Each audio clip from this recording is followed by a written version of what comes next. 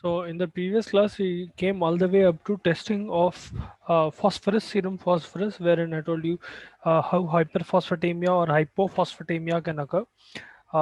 Technically, hyperphosphatemia mainly occurs when you are having renal insufficiency, kidneys are not working properly, serum phosphorus and organic phosphorus starts getting accumulated inside the body, leading to phosphatemia. And hypophosphatemia generally occurs in rickets, osteomalacia or rickets, that can generally be a part of secondary hypoparathyroidism. As a result of that, the patient might have lower amounts of phosphorus in their body, or specifically in their blood. Okay. Sometimes certain drugs can also cause decrease in phosphorus levels. For example, if the patient is on antacids, specifically antacids like aluminum hydroxide, magnesium hydroxide, well, ye to, they will compete with phosphorus. As a result, what will happen is phosphorus levels will start becoming negative in the blood. There is a negative impact of these aluminum and magnesium salts on the amount of phosphorus inside your blood. Anyway, coming to the next one, that is blood lipids.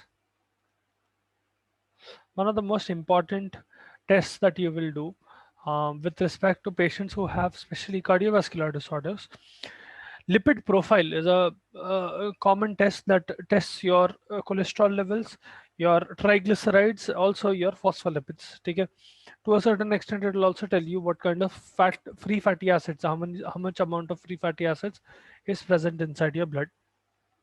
Now, before you perform lipid profile or before you extract the patient's blood for lipid profile, there are a few precautions that you need to take. First of all, and the most important one, lipid levels are subjected to several behavioral factors. What are those behavioral factors? The diet that the patient is consuming, recent diet. Okay? I do not mean what they are eating over a year or over a month. I mean specifically just before the test, what they are eating, or maybe 12 hours, 24 hours before the test, what they are eating.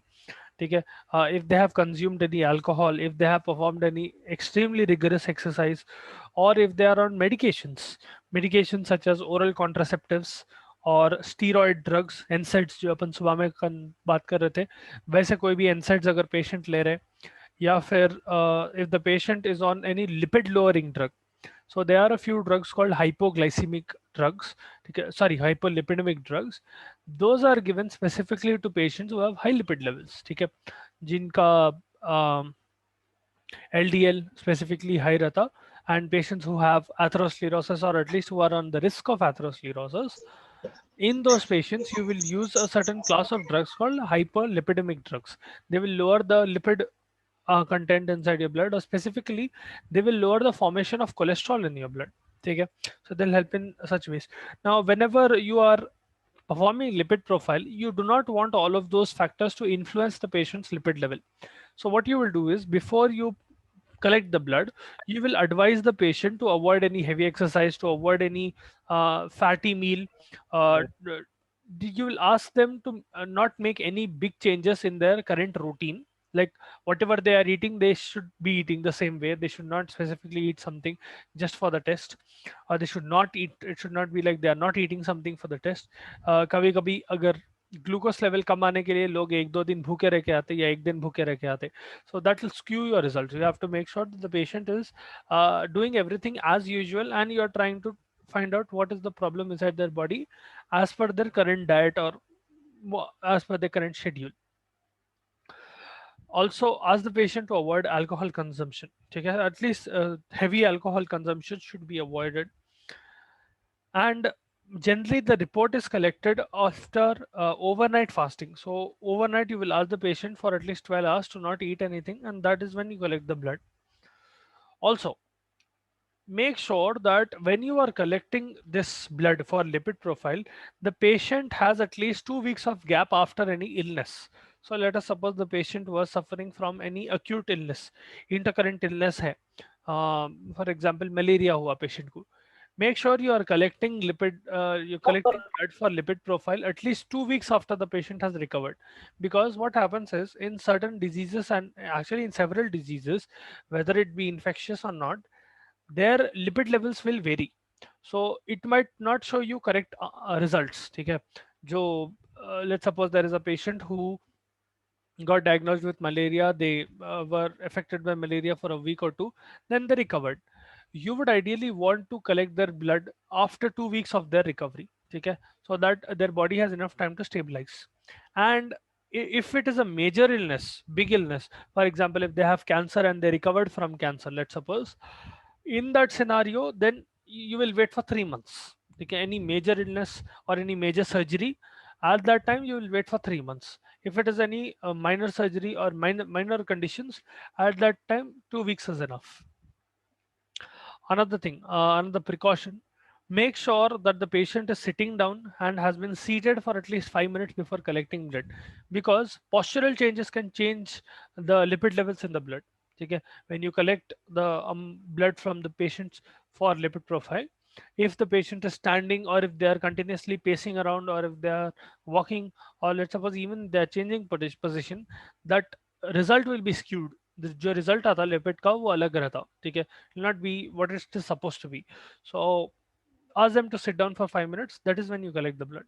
Okay, such precautions are generally taken. And another important thing, make sure that when you collect blood, collect it with an anticoagulant. Okay, generally you will give the patient an anticoagulant before, and then you collect the blood, because what happens is, if you have clot formation, it will become easier to centrifuge the lipids out of the blood. Okay, if you cannot give anticoagulant to the patient, let us suppose they have not consumed an anticoagulant, what you will do is, to that blood specimen you will allow it to clot. Okay, you will allow it to clot for 30 minutes, and then you centrifuge it. Agar patient already anticoagulant pe hai, you will give a drug, like you will add a little bit of antidote to that anticoagulant into the patient's blood. ठीक है, अगर patient already anticoagulant पे है, and let's suppose you are about to take lipid profile के लिए blood, so you will ask the patient to not take the blood for at least one dose. That is when you do not want anticoagulated blood in your sample. You want blood that will coagulate easily for your own convenience. So, in lipid profile, one of the main things that you will look for is cholesterol. You look for cholesterol and also triglycerides. You'll also look for LDL, HDL, and all of them. But these two play a much more important role. Generally, in a healthy patient, total amount of cholesterol in a person's body should be about 125 to 200 milligrams per deciliter. ठीक है, if it is let's suppose a healthy 70-80 kg man, in that scenario their cholesterol levels can vary anywhere in between 125 to 200 mg per dl. Anything over 200 mg can be dangerous. Okay, and specifically if we talk about HDL and LDL, high density lipoprotein and low density lipoprotein, HDL should ideally be greater than 40 mg per dl. LDL should be less than 100 mg per dl. Actually even 100 mg is a higher limit, but 100 mg के नीचे रहना generally. 100 mg के ऊपर अगर LDL रहा था, the patient has a very high risk of development of this thing, atherosclerosis. ठीक है, angina, atherosclerosis develop होने का chance बहुत ज़्यादा है. Even triglycerides normally the range is anywhere in between 40 to 175 mg per dl. But generally, patients who are near 150 mg per dl, they are considered borderline. Okay. As the age increases, it is normal for patients to have higher cholesterol and higher triglycerides, generally because of lower amount of activity, but it is not necessary. Some people will have higher cholesterol even at a younger age, or some people will have lower cholesterol even at an advanced age. Depends on their own activity, their diet, and several factors. Now, moderate increases in either cholesterol or triglycerides can be seen in a lot of diseases. For example, if the patient is alcoholic, ठीक है, severe alcoholism की वजह से cholesterol triglyceride levels बढ़ते, या फिर the patient has hypoparathyroidism or hypothyroidism, sorry, or if the patient's kidneys are not working properly, nephrotic syndrome है, or else let us suppose they are taking certain drugs that might cause increase in triglyceride levels. For example, thiazide diuretics hai, या फिर beta blockers है, these will generally increase triglyceride levels. Both of them are antihypertensive drugs. Malnutrition की वजह से cholesterol बढ़ता, ठीक है. If the patient is having glycogen storage disease, type 1 glycogen storage disease, von Gierke's disease जो बोलते हैं, उसमें हो सकता, ओबिसिटी में हो सकता, ठीक है. But specifically in case of obesity, generally cholesterol and triglyceride levels will significantly come down if they are able to reduce their weight, ठीक है. और specifically they are able to reduce their fat mass. Reduction in weight is not exactly reduction in fat mass, so those two are not always correlated. You can lose a lot of weight without losing a lot of fat mass. Anyway, coming to the next test, we have serum amylase. Now, amylase is an enzyme that is present in your pancreas. To a certain extent, it is also secreted by your salivary glands. Okay? Some other tissues will be also secreting some amylase, but the major source of amylase will be pancreas and salivary glands. So, whenever there is a problem in the amylase levels, okay, clinical value will clinical change in the value of serum amylase will indicate that the patient is having acute pancreatitis. Mostly it is acute pancreatitis. Sometimes it might be carcinoma of pancreas, or it might even be chronic pancreatitis. Okay. There are certain other situations as well wherein you will see higher amounts of plasma amylase. Those include if the if the patient has renal failure, या फिर let's suppose the patient has perforating peptic ulcers. Perforating peptic ulcers में क्या होता है, that peptic ulcer will perforate to the peritoneum and it will start damaging the pancreas as well. या फिर in the common bile duct, if you have stones or there is cancer in the common bile duct, that will cause accumulation of pancreatic juices, and as a result you will see decreased amount of serum amylase. Also diabetic ketoacidosis, specifically ketoacidic coma, sometimes DKA की वजह से, when yeah, yesterday I asked you what is DKA, right? Did anyone find out what DKA is other than its full term, diabetic ketoacidosis? What is DKA?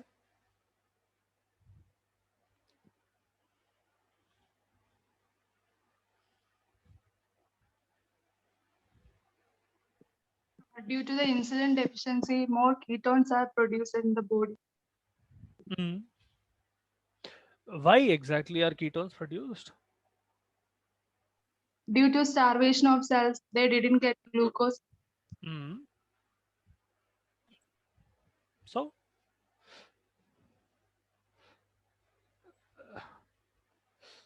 you're putting out correct information, थोड़ा उसको change करो. Correctly बोल रहे, I am not telling it is wrong. थोड़ा उसको change करो in the sense that why is it being cost, how is it being cost, वो.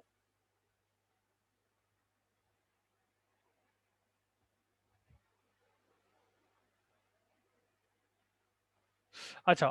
So in diabetes, you already know that the patient's glucose levels will be high, serum glucose levels will be high. Cells are not getting enough amount of glucose, which is one of the main sources of energy. Now your cells need to survive. Obviously, they will not be able to, they will not be able to survive without energy. How is this energy going to come? Now what happens is your cells will start, your body will essentially start breaking down a lot of fats, and it will start breaking down specifically lipids. Okay. When lipids are broken down, especially by your liver, to get energy, ketone bodies are formed, and those ketone bodies will be used by your cells for energy. As a result, what will happen is there is an accumulation of these ketones in your blood. It skews the pH of your blood, because ketonic acids will start accumulating inside your blood. What will happen is essentially the pH will fall. That is one thing. Other than that, your breath will become very fruity because ketone levels जैसा बढ़ते जाते, that can cause what do you call, the ketones itself will have a very fruity smell. So whenever a patient has fruity smell, it is especially diabetes के साथ है तो it is indicative that the patient will have DKA है बोल के आपको पता चल जाता, that kind of complication is developed. Eventually what will happen is your body will run out of fat to burn. Okay. At one point of time, obviously the amount of fat will not be enough for you to substitute all the cells in your body. Okay, because whatever you eat, that glucose is not, at least most of that glucose is not going into cell, so it is not being absorbed, it will get excreted out of your body. And there is a limit to how much amount of glucose can be excreted out as well, so it will start getting accumulated in your blood. At one point of time your body will start seeking other sources of energy other than fat as well, and that is when you start seeing muscle wasting. Muscle is a very expensive tissue to your body, and as a result what will happen is your muscle tissue will be broken down, and those will also be start to be used as a energy. Another thing, due to lack of glucose for a long period of time, you know that your brain relies majorly on glucose for energy. Now if insulin receptors are not working, and insulin itself, let's suppose absolute deficiency है या relative deficiency है, whatever it is, that might affect your brain. Over a long period of time it will cause irreversible brain damage to a certain degree. Okay, and whenever the ketone levels in your blood will spike up way too much, along with this damage to your brain, all of that will lead to the patient going into coma. That is DKA, and that is DKA coma. ठीक है, diabetic कीटोसिडोसिस उसको बोलते हैं. समझ में आया? Yes, sir. Okay, I hope the others understood as well. uh, well, I hope you understood. All right. Serum amylase wo raha tha. There are a few conditions in which serum amylase can be low as well. If the patient has hepatitis, yeah, if the patient is having severe burns, burn injuries for second degree, third degree burns, उसमें भी serum amylase कम appear होता. Now, now we have finished the blood chemistry, different tests that you can do. We'll look at certain diagnostic tests that you can do to say different parameters that you'll check in tests. Sorry. Now we'll look at some of the different tests that you do. These are tests that you must have already come across, but I'll just briefly go over them. First of all, blood culture, CBP. Okay, why is CBP done? Or sorry, not CBP. Why is blood culture done?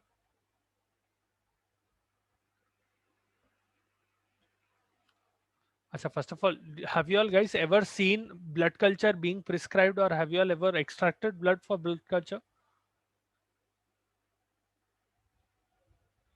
वो Yes, ज़्यादा sir. important. अच्छा, extract करे. So did you ever ask around what is going to happen to this blood? मतलब did anyone inform you what they are going to do when a blood culture is prescribed? So they will check whether there is some bacteria present in their blood. Hmm. So to check for the possibility of septicemia or bacteremia, blood cultures are performed. Okay, sometimes even for the diagnosis of pyrexia of unknown origin, sometimes patients will have fever without any there is no explanation to that fever. You might not be able to find anything, any specific signs of infection, but the patient is having fever. So वो scenarios में blood culture becomes mandatory. ठीक है, it becomes urgent especially for antibacterial therapy. Now, normally, when a patient comes with an infectious disease, a prophylactic antibiotic is given. ठीक है, generally cephalosporins या ऐसा कुछ दे देते, simple antibiotic, or that, at least that is what should happen. Over time, what you have to do is immediately send the patient's blood for culture. And once you get a specific and bacteria, let's suppose after you perform blood culture, you will get the specific bacteria that the patient has, then you'll start treating them specifically. That is how you avoid abuse of antibiotics, because if the antibiotic is not indicated and you keep using that, the patient will develop resistance to those antibiotics. Again, next time उनको बढ़ के dose देना पड़ता, and there is a good chance that after a while that those drugs itself will stop working in those patients body. Okay, at least that class of drugs will stop working in the patient's body. Anyway, uh, the general method of collection you already know. You have to make sure that you are cleaning your hands, you are washing your hands, and you are making sure that your hands are dry. You are making sure all aseptic conditions are being followed. Disinfect the venipuncture site, apply isopropyl alcohol, clean it properly, apply iodine, and wait for a minute. Then collect the blood, and transfer it into the what do you call this thing, the blood culture bottle. All right. Now, generally, the volume of blood that is collected is somewhere around 5 to 10 ml. Now, normally what you do is you will dilute the blood a little bit, okay, because blood itself will have certain natural bactericidal and bacteriostatic action, which will interfere with the growth of bacteria. When you withdraw blood from a patient's body and you are expecting that the patient might have some bacteria present inside their blood, at that time when you extract this blood, it is safe to assume that the blood itself will have certain amount of antibacterial activity and bactericidal activity. So to decrease the action of blood, as in its bactericidal and bacteriostatic activity, you will dilute the blood. Okay. Normally, for every 10 ml of blood, 100 the blood should be diluted by 100 ml. Okay. So you take 10 ml of blood in a 100 ml medium. Okay. You dilute it with some other medium. तो आप जो medium अब use कर रहे हैं 100 ml बहुत ज्यादा हो जाता है. So for practical users what you do is you take 5 ml or 7 ml of blood. In that you add about 50 ml of the medium. ठीक है. Now this medium will also contain a specific neutralizer as well. For example, if the patient is already on a day one, the patient came for got admitted in the hospital, let's suppose, with some infection. You don't know what is the infection, you gave some prophylactic antibiotics, and by the end of day one or at the start of day two, you were able to perform blood culture in that patient. Now keep in mind that the patient's blood already has the prophylactic antibiotic that you gave. You do not want that in your culture. Okay, because that might interfere with bacterial growth. You don't know whether that antibiotic will work or not. You are thinking that it should work. Okay, that is why you are giving it prophylactically. Now let us suppose it does work. It will skew the result of your blood culture, because you might get a different answer, and that growth of bacteria might not be as profound as you are expecting it to be for you to perform a proper diagnosis. So आप क्या करते हैं, you have to neutralize the antibiotic in that blood sample. ठीक है, you will not neutralize the antibiotic in the patient's body, you will neutralize it in the sample that you are collecting. So for example, अगर आप penicillins दिए patient को, what you will do is you will add a little bit of penicillinase into the patient's blood sample. Or for example, if you have given the patient sulfonamide drugs, you will give paba. Okay, you will add a little bit of paba into paraminobenzoic acid into the patient's blood sample, so as to neutralize the antibiotic. Okay, if you are able to neutralize the antibiotic, only then that bacteria will be able to grow. Finally, you will inoculate the bacteria into a medium. Agar gel ke medium mein, you put it into a this thing chamber, heat chamber, and you let it grow for a day or two, sometimes even 7 days. It will take time for some bacteria to grow. ठीक है, generally जब cultures करते हैं आप, तो the general wait time can be all the way up to 7 days as well. ठीक है, so prophylactics can be used for even 7 days. Generally in 7 days you will get the results of at least urine culture, blood culture, or some or the other culture. ठीक है, आप swap कर रहे हैं या whatever you are doing, you will get some answer. ठीक है. Now, most commonly, the organisms that you see in cultures include Staphylococcus, Clostridium, Pseudomonas. ये बहुत common ones है. Enterococcus, Proteus. And there are a few serological and immunological tests as well. For example, agglutination test है जो आपके blood testing के लिए करते हैं, blood grouping के लिए करते हैं. There are a few neutralization tests, especially to check for diphtheria. वो टाइम पे आप न्यूट्रलाइजेशन टेस्ट करते हैं. प्रेसिपिटेशन टेस्ट रहते हैं.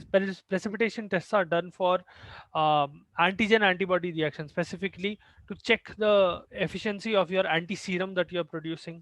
ठीक है, अलग अलग छोटे छोटे टेस्ट है that will be a part of your training already, so I'm not going to go into detail of what those serological tests are. Anyway, similarly you will have immunological tests as well. Immunological tests may you have two parts, you have agglutination test and precipitation test. So for example, आपका blood grouping है, या फिर rheumatoid arthritis का test है, या rhesus factor का test है, या फिर आप for example you are doing progestin test. ठीक है, आप you are testing for the patient's this thing gonadotropin, chorionic gonadotropin hormone आप चेक कर रहे हैं. ठीक है, ग्राव इंडेक्स टेस्ट जो रहता वो कर रहे हैं. all of these, you are checking for red cell agglutination, you might be checking for hemagglutination, indirect hemagglutination, you might be checking for bacterial agglutination. Sometimes to check for a specific type of bacteria, you will test you'll perform an agglutination test. One example is your Vidal test. If a patient has typhoid उनके अंदर Widal test करते हैं, that Widal test relies on the principle of agglutination. Bacterial antigens will agglutinate और they will clump together, they will form clots. ठीक है, antigen antibody reaction होता है. आप क्या करते हैं, स्पेसिफिक एंटीबॉडी देते and you will expect the patient's blood और the sample that you are collecting from the patient's body वो रिएक्ट कर रहा. Then there are a few precipitation tests as well. Precipitation tests specifically syphilis के लिए use करते हैं, या फिर one example is Montauk's test. Montauk's test is a type of precipitation test that is done for TB. Cassonin test है hydrated disease के लिए. Toxoplasmin test है toxoplasmosis के लिए. So on and so forth. These are all precipitation tests. Now you don't have them in detail, that is why I'm not going into detail in each and every of them, one of them. You just have like named reaction, that's why. Then there are a few other blood tests as well, significant other blood tests. One of the most significant blood tests that you will ever come across is ESR. Ever heard of or ever seen ESR being done? Erythrocyte sedimentation rate. आपकी case sheet में रहता है, generally CBP के में ही करते. Ever seen what is ESR? No. Okay. So erythrocyte sedimentation rate essentially indicates inflammation. Okay? If the patient is having any kind of active disease, that can be indicated by the amount of ESR the patient has. Okay? Depending on the rate of their erythrocytes. Normally आप क्या करते हैं, patient का थोड़ा blood withdraw करके you will check for the rate of sedimentation of that patient's blood. Okay? You'll put it in a special test tube, and the idea is that when you are mixing anticoagulated blood and you are putting it into a vertical tube, that erythrocyte will fall down. Okay? Let's suppose I take a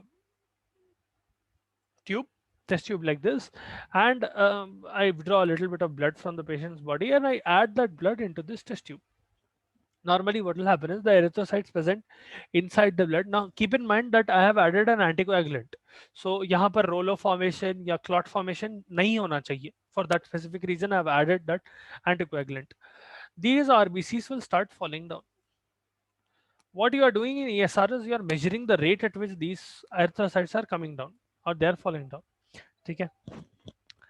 Generally speaking, there are a few mechanisms that can influence CSR. For example, agar rollo formation hua, if RBC starts stacking together, or if there is excessively high amount of fibrinogen, concentration of alpha and beta globulins, length of the tube, bore of the tube, position of the tube, all of these will influence the mechanism of ESR. But in general, its significance comes when there are diseases which you are trying to evaluate. Hold on, this class is about to end. I'll send you another link, join that one.